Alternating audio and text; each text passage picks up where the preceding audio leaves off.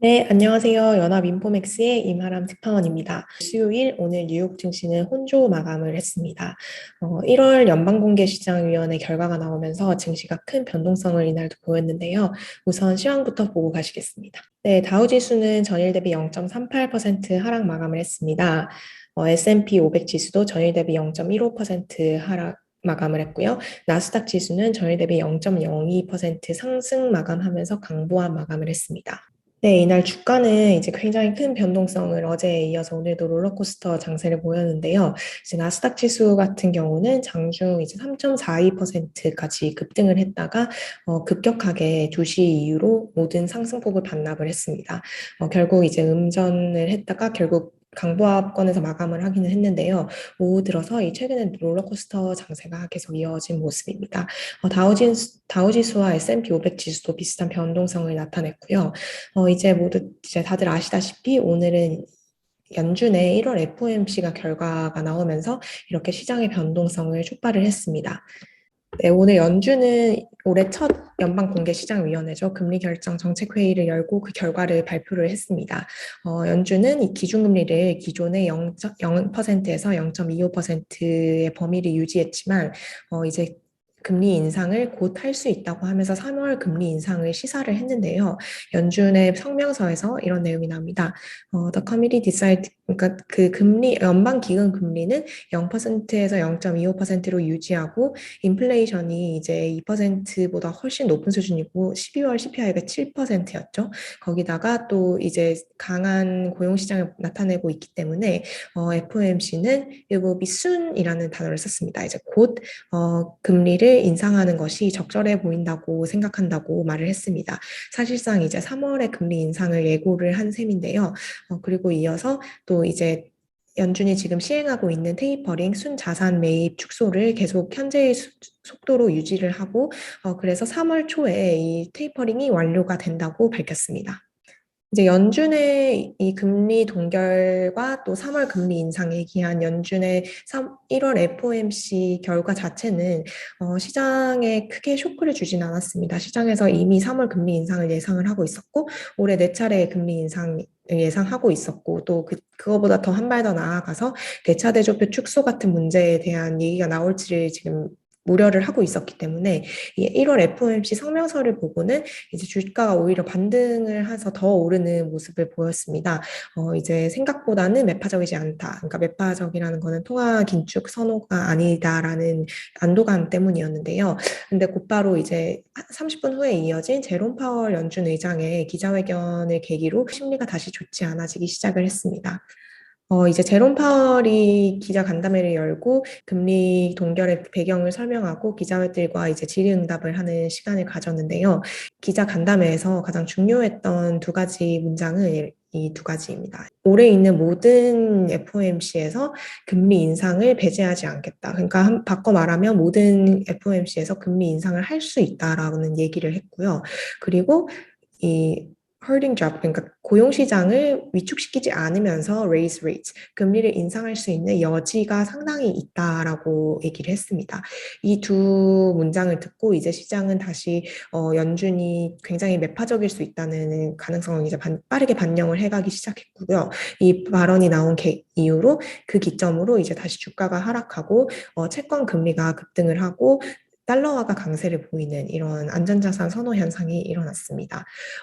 이제 금리를 이번에는 동결을 하긴 했지만 앞으로 인상을 할 수 있고 또 경제를 전반적으로 설명하는 파월 의장의 어조가 굉장히 매파적이었기 때문에 이제 전체적으로 위험 자산이 후퇴한 상황으로 해석이 됩니다. 네, 이제 연준의 FOMC 결과 거의 이제 모든 참가자들이 기다리고 있었던 이 결과가 이제 발표가 되었고, 그리고 또 파월 의장의 발언도 생각보다 조금 매파적으로 해석이 되면서 전문가들의 해석도 이제 이어졌는데요. 그 캐피털 이코노믹스의 선임 이코노미스트인 마이클 피어스는 오늘 페드의 어떤 어나운스먼트냐면 soon be appropriate. 그러니까 금리를 올리는 것이 곧 적절해진다는 이 발언은 all but guarantee that a March rate hike is coming. 그러니까 3월 금리 인상이 온다는 거를 거의 확실시한다라고 얘기를 했고요. 이 이코노미스트는 그 파월 의장의 발언이 상당히 매파적이었다고 평가를 했습니다. 이렇게 막 돼 있죠. 파월 의장이 이제 기자 간담회에서 했던 다양한 힌트들은 이제 3월에 금리 인상이 오고 있다는 것을 확실하게 드러낸다고 얘기를 했습니다. 파월 의장의 발언을 듣고 이 전문가 멘트가 나왔는데요. Stock market is especially vulnerable. 그러니까 주식 시장은 이제 고금리 환경에 특히나도 매우 취약하다. 그리고 또 연준이 자산 매입해온 자산을 그간 2년 동안 코로나 이후로 연준이 이렇게 충분한 유동성을 공급해온 이런 상황에서 고금리 환경은 굉장히 이제 주식시장에 위험하다고 얘기를 했고요. 그리고 그러면서도 이제 경제 자체는 불황에서 벗어나서 그리고 불황에서 벗어나서 증시도 강세장을 보이긴 하겠지만 올해 우리는 걱정을 하고 있다. 어떤 변동성에 대해서 걱정을 하고 있다고 얘기를 했습니다. 이번 달에 우리가 이미 목격을 했죠. 그런 변동성. 최근에 계속 이어진 그런 롤러코스터 같은 장이 우리가 경험을 했기 때문에 이런 게 지금 앞으로 점차 더 커지고 그리고 또 단기간 이런 요인 때문에 조금 우리가 주의를 해야 되지 않겠냐라고 말을 했고요. 네, 이날 또 연준은 이제 예정에는 없었던 건데, 그 1월 FOMC 결정문을 발표를 하면서 대차 대조표를 축소할 때 어떻게 할 것인지에 대한 어떤 성명을 발표를 했습니다.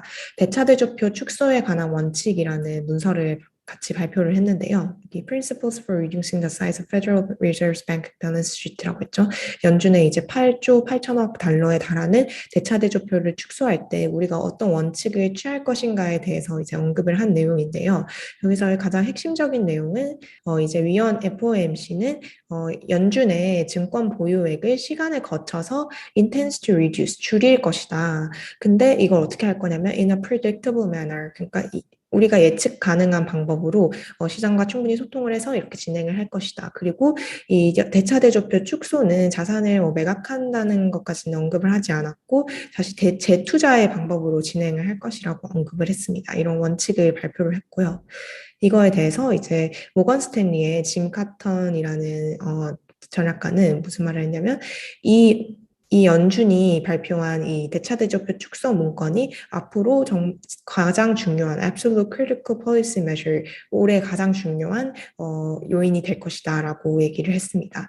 왜냐하면 이제 금리를 뭐 경제를 이제 다시 유동성 거두는 과정에서 여러 가지를 택할 수는 있지만 금리를 인상할 수도 있고 대차 대조표를 축소를 할 수도 있고 뭐 다양한 방법이 있는데요. 근데 이 애널리스트는 대차 대조표 축소라는 것이 실제로 연준이 미세 조정을 할 수 있는 수단이라고 생각한다. 그래서 연준이 어쩌면은 금리 인상을 덜 하고 less hikes를 하고 대차 대조표를 더 많이 축소할 수 있는 그런 방법을 택할 수도 있기 때문에 이렇게 연준이 어떻게 이 대차 대조표 축소와 금리 인상 사이의 밸런스를 찾는 것이 올해의 자산 가격에 굉장히 중요한 요인이 될 것이라고 얘기를 했습니다. 연준이 오늘 FOMC에서 대차 대조표 축소는 금리 인상 이후에 온다고 말을 했지만 금리 인상이 이제 단순히 한 번에 끝나는 게 아니라 올해 최소 4차례, 내년에도 최소 4차례가 예상이 되고 있는 만큼 대차 대조표가 어떻게 흘러가는지도 이제 잘 봐야 된다는 의미이겠죠.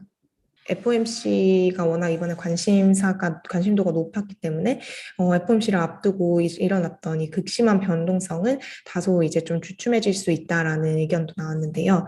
이제 금리 인상의 타이밍과 extent, 범위에 대해서 clarity, 어떤 명확성을 줬기 때문에 그리고 또 대차 대조표를 축소한다는 문제와 그 강도에 대해서 조금 이제 더 불확실성이 제거됐다는 측면이죠.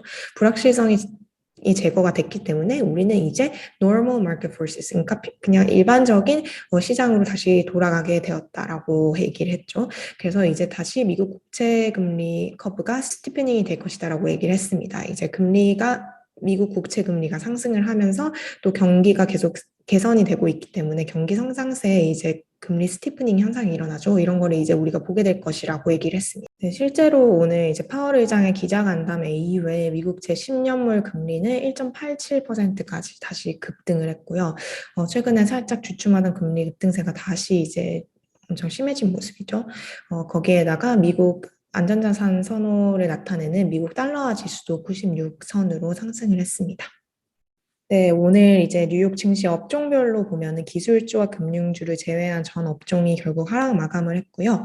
부동산주와 이제 자재, 산업, 커뮤니케이션 모두 큰 폭의 하락을 했습니다. 아무래도 금리가 막판에 이제 많이 올라갔고 또 연준의 금리 인상이 예고가 되면서 이제 부동산주 종목이 조금 약세를 보였다고 생각이 되고요. 종목별로 보면 대형 기술주가 이제 소폭의 반등 흐름을 보이긴 했습니다. 어제 장 마감 이후에 마이크로소프트가 실적을 발표를 했었죠.